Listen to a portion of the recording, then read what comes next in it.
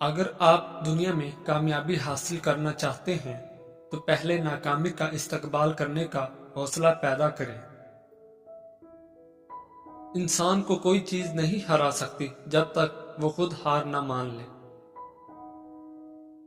اگر تم اس وقت مسکرا سکتے ہو جب تم پوری طرح ٹوٹ چکے ہو تو یقین جانو دنیا میں تمہیں کبھی کوئی توڑ نہیں سکتا۔ تمہارا دماغ سب کچھ ہے، تم جو سوچتے ہو وہی بن جاتے ہو۔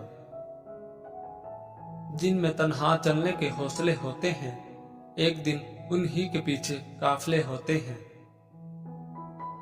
منزلیں چاہے کتنی بھی اونچی ہوں، راستے ہمیشہ پیروں کے نیچے ہوتے ہیں۔ غلطیاں اس بات کا ثبوت ہیں کہ تم کوشش کر رہے ہو۔ ہمیشہ اپنے دل کی بات مانو کیونکہ وہ جانتا ہے کہ تمہیں اصل میں کیا کرنا ہے۔ ان لوگوں کے لیے کامیاب بنو جو تمہیں ناکام دیکھنا چاہتے ہیں۔ کچھ لوگ چاہتے ہیں، کچھ لوگ خواہش کرتے ہیں اور کچھ لوگ کر کے دکھاتے ہیں۔ آپ کون ہو؟ کسی اور کی طرح بننے سے بہتر ہے کہ تم اپنی ایک پہچان بناؤ۔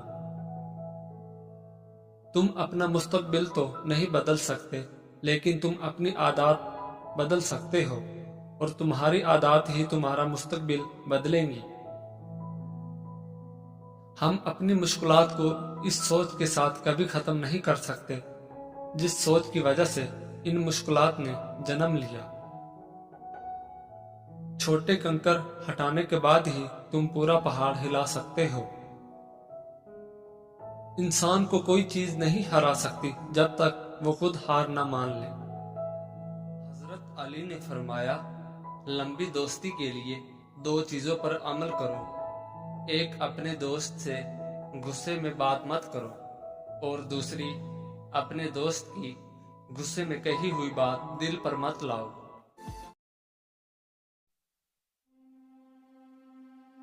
زیادہ تر لوگ سچ بولنے کی آڑ میں سامنے والے کی اصلاح کم اور دل آزاری زیادہ کرتے ہیں۔ ایک حکیم نے اپنے بیٹے سے کہا، زندگی میں 3 باتوں سے کبھی دستبردار نہ ہونا۔ نمبر 1، بہترین کھانا کھانا۔ نمبر 2، بہترین بستر پر سونا۔ نمبر 3، بہترین گھر میں رہنا۔ بیٹے نے کہا کہ ہم تو غریب لوگ ہیں، یہ کیسے کر سکتے ہیں؟ تو حکیم نے کہا، اگر تم صرف بھوک کے وقت کھانا کھاؤ گے تو وہ بہترین کھانا ہوگا، اگر تم خوب محنت کرو اور تھک ہار کر سو گے تو تمہارا بستر بہترین ہوگا۔ 10 نشانیاں جو بتاتی ہیں کہ اگلا بندہ حسد میں مبتلا ہے۔ نمبر 1، حاسد ہمیشہ آپ کی نقل کرنے کی کوشش کرے گا حالانکہ اس کے نزدیک آپ بہت برے ہیں۔ نمبر 2، وہ آپ کی کسی خوشی میں بھی جلی ہوئی سی بات کریں گے، چاہے خوشی کتنی بھی معمولی ہو، ان سے برداشت نہیں ہوگی۔ نمبر 3، آپ کی کامیابی کو ہمیشہ چھوٹا جانیں گے، نہ صرف جانیں گے بلکہ اس کا اظہار بھی کریں گے۔ نمبر 4، ان کی عید آپ کی شکست میں ہے۔ نمبر 5، ان کو آپ کے ہر اچھے کام میں بھی برائی نظر آ جائے گی۔ نمبر 6، آپ کی ہر کامیابی ان کے نزدیک صرف گڈ لک ہے، چاہے آپ نے اس کامیابی کے لیے کتنی بھی محنت کیوں نہ کی ہو۔ نمبر 7، وہ ہر وقت آپ سے مقابلے کی دوڑ میں ہوتے ہیں۔ نمبر 8، اپنی محرومیوں اور نارسائیوں کا بدلہ آپ کی ذات کو پنچنگ بیگ بنا کر لیں گے۔ نمبر 9، وہ لوگوں کو آپ کے خلاف کرنے کے لیے کسی حد تک بھی گر سکتے ہیں، جس طرح حسد کی حد نہیں، اسی طرح گراوٹ کی بھی کوئی حد نہیں۔ الزام تراشی، بہتان، جھوٹ کچھ بھی ان کے نزدیک ناجائز نہیں۔ اپنے حاسدین کی ہدایت کے لیے ہمیشہ دعا کیجیے کیونکہ کوئی تو ان کے لیے بھی دعا کرنے والا ہے۔ وضو سے انسان کی شکل اور قرآن سے انسان کی عقل اور نماز سے نسل پاک ہوتی ہے۔ ہفتے میں ایک بار ضرور کسی غریب کو اچھا کھانا کھلاؤ اور اپنے مال کا کچھ حصہ اللہ کی راہ میں دے کر اللہ سے تجارت شروع کر دو۔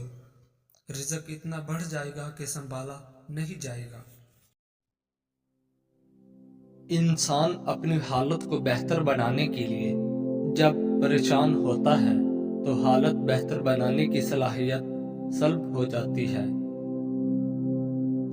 اچھے الفاظ پر کچھ خرچ نہیں ہوتا، لیکن اچھے الفاظ سے بہت کچھ حاصل ہوتا ہے۔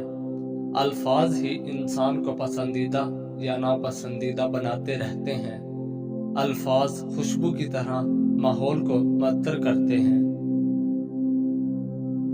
اچھائی کی طرف لے جانے والا خیال برائی کی طرف لے جانے والی حقیقت سے اچھا ہے۔ ایک سمجھدار شخص دوسرے ناسمجھ کو جانتا ہے، کیونکہ ایک زمانے میں وہ بھی ناسمجھ تھا، لیکن ایک ناسمجھ دوسرے سمجھدار کو نہیں جانتا، کیونکہ وہ کبھی بھی سمجھدار نہیں رہا۔ سب سے بڑی دانائی یہ ہے کہ انسان اپنے آپ کو دانا نہ سمجھے۔ خالی پیٹ، خالی جیب اور جھوٹا پیار انسان کو زندگی میں وہ سبق سکھاتا ہے جو بڑے سے بڑا استاد نہیں سکھا پاتا۔ خوشی بھی عجیب ہے۔ ایک بچہ غبارہ خرید کے خوش تھا اور ایک بچہ غبارہ بیچ کر۔ اپنے مزاج میں صبر کی عادت ڈال لیں، بہت سی مشکلیں آسان ہو جائیں گی۔ جن کا بھروسہ اللہ ہو ان کی منزل کامیابی ہے۔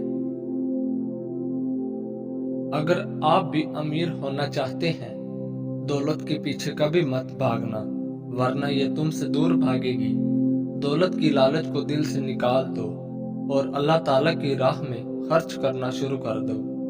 کھانا کھاتے وقت تمہاری زبان دانتوں تلے آ جائے تو سمجھ جاؤ کہ تمہاری قسمت رنگ لانے والی ہے اور تمہیں کامیابی ملنے والی ہے۔